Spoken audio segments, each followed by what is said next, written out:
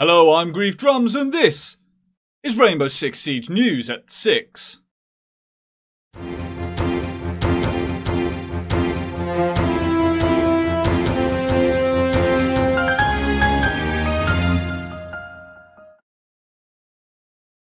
With the deployment of Operation Parabellum on the 7th of June, the accompanying patch notes have been covered by several well-known content creators. Following a recent tweet by Ubisoft's It's Epi, the community were informed that the new drop-shot nerf mechanic seen on the technical test server was in fact deployed with the new season, despite it not being anywhere in the patch notes. It later surfaced that this had actually been an oversight by the game's developers. Further information released as an addendum to the patch notes also elaborates on some rather unexpected changes. It has come to light that Glaz's OTS-03 rifle has seen a slight buff in the form of an increased rate of fire. Previously shooting at an RPM of 220, it'll now shoot at the increased rate of 235. Whilst not a large increase, it's certainly a strange choice, as many of the community, if asked which operators needed adjusting, probably wouldn't have stated Timur Glazkov as the one to require it, since his upset of the meta during the mid-season reinforcements of Velvet Shell when he was initially given his smart scope. Glaz has been in a favourable place, although waning over more recent seasons with teams instead electing for more versatile operators. This change, although subtle, certainly was an unexpected one.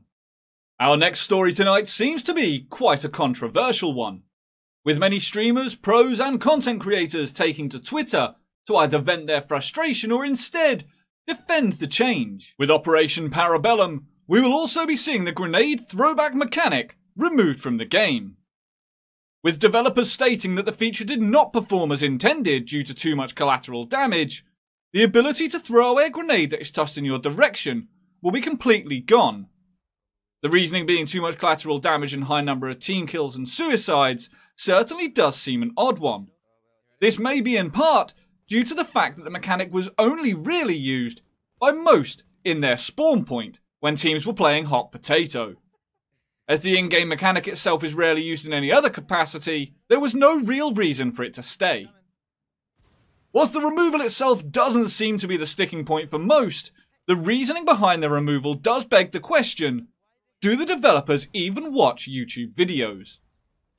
With players like Noted using the mechanic to great effect through drone holes, there certainly does seem to be a time and a place for the system, although Ubisoft themselves may disagree. Following a recent poll on Twitter, a whopping 67% believed that the game mechanic should not be removed, whereas a respectable 24% answered with what game mechanic, highlighting the fact that very few people actually utilise this mechanic at all. Whatever the reasoning, it's a shame to see this go from the game, as although rarely used, when it is put into practice, it's used to great effect, or at the very least, comedic value. Have you ever spent a quarter of a round trying to get a claymore to plant in the perfect position? Have you spent 2 minutes of the ranked game picking up and placing claymores so that only one laser is visible? If so, then fear not, as with Parabellum comes the ability to place these flank watchers closer to walls and objects in the environment, with the explosives being less picky about the slope of ground they're being deployed on, coupled with the ability to pick them up from slightly different angles. We may finally see these used to much greater effect. These changes, coupled with various fixes from the red dot sight of Alibi having no sway, through to broken animations from Frost deploying her mats, will be coupled with the full patch notes previously released prior to the release of the TTS, giving players quite a different season.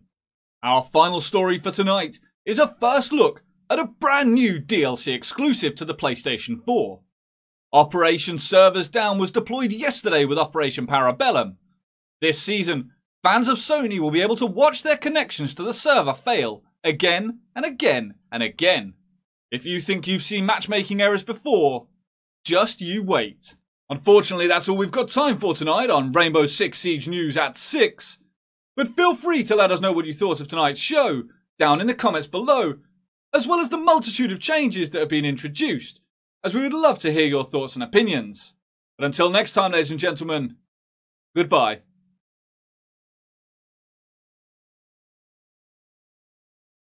Alright, we good? Done? Yeah. Cool. Cheers.